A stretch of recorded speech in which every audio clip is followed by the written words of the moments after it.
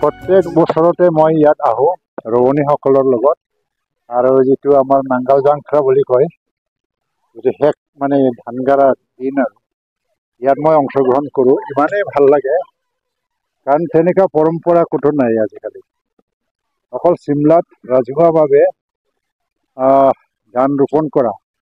এই কাৰ্যসূচী আমি দেখিবলৈ পাওঁ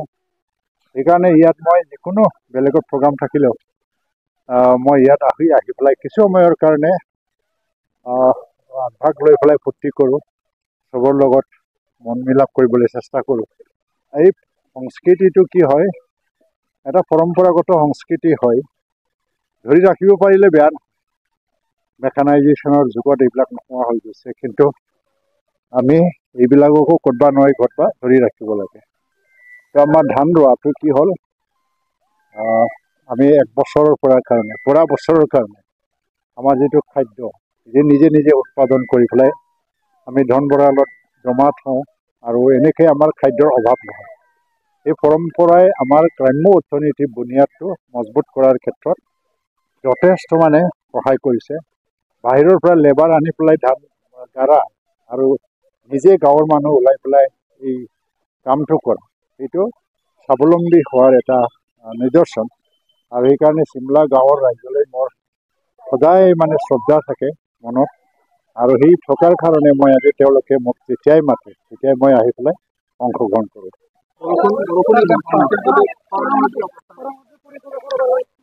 মানে এতিয়া আমাৰ BTC কাউন্সিলৰ পৰা য'ত য'ত কৰাংফেৰিটো অঞ্চল তাত কঠীয়া দিবৰ কাৰণে বা বিভিন্ন ধৰণৰ ব্যৱস্থা লৈছে আৰু কম্পেনচেশ্যনৰ ব্যৱস্থা লৈছে কিন্তু অসমত এতিয়াও কোনো জিলাত খৰাং জিলা বুলি ঘোষণা কৰা হোৱা নাই কেইদিনমান পিছত আচলতে খৰাং হৈছে নে নাই ইয়াৰ এটা যিটো ছাৰ্ভে এটা ৰিপৰ্ট আহি যাব আৰু অসম চৰকাৰ তাৰ কাৰণে ব্যৱস্থা ল'ব এতিয়া বৰুণ দেৱতালৈ মোৰ সদায় মানে মই পূজা কৰিমেই যে এতিয়া মানে বৰষুণ আহি গৈছে মানুহ ধান গাড়িবলৈ এটা সুযোগ পাইছে বিটিআৰ অঞ্চলত বেছিভাগ অঞ্চলত ধান গাড়াটো ইমান ব্যাহত হোৱা নাই কিন্তু কেইটামান এৰিয়াত খুব মানে বেয়াকৈ আঘাত হৈছে তাৰ ক্ষতিগ্ৰস্ত এৰিয়াত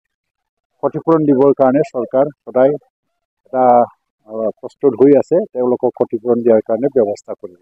জলসিঞ্চনটো বেলেগ ডিপাৰ্টমেণ্টে চায় মই কিন্তু ছয়েল কনজাৰ্ভেশ্যন ডিপাৰ্টমেণ্টৰ পৰা যিটো এটা ভূমি সংৰক্ষণ সেইটো কাৰণে ইয়াত বহুতকেইটা মই আঁচনি ল'লোঁ মানে এটা ডিপাৰ্টমেণ্টৰ পৰা 4টা বছৰ যিমান সম্ভৱ মানে বেলেগ ডিষ্ট্ৰিক্টত মই লোৱা নাই ইয়াত এই ডিষ্ট্ৰিক্টতে বেছিভাগে লৈছোঁ তাৰ দ্বাৰাতে বহুতখিনি ভূমি সংৰক্ষিত হৈছে আৰু বিটিআৰ অঞ্চলৰ পৰা এতিয়া ইৰিগেশ্যন ডিপাৰ্টমেণ্টত এটা ডাঙৰ চেঞ্জ কৰিবৰ কাৰণে ভাৰত চৰকাৰৰ লগত এটা আলোচনা প্ৰক্ৰিয়া চলি আছে এইবোৰ আহিলে জলসিঞ্চনৰ ব্যৱস্থাও